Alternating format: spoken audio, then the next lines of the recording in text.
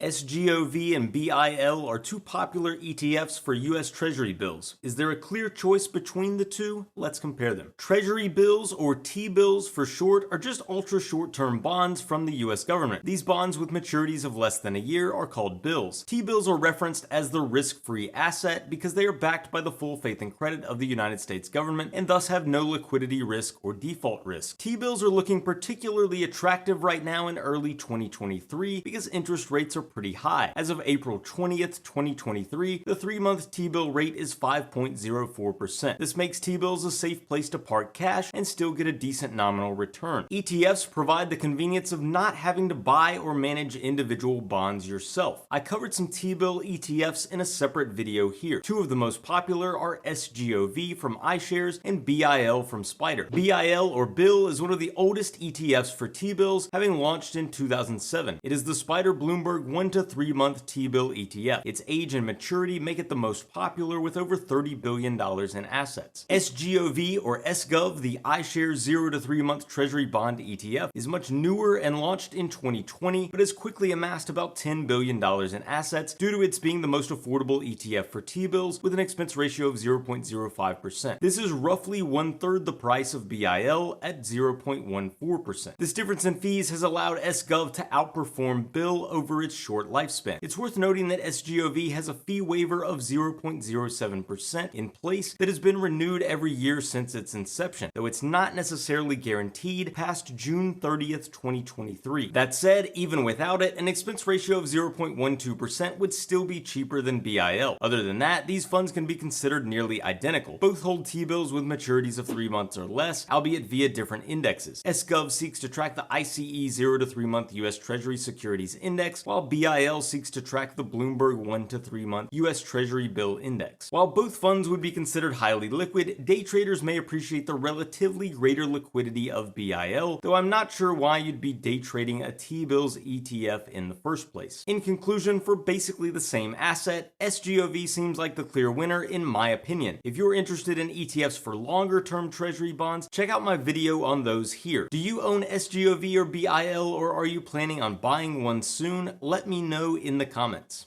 Thanks for watching.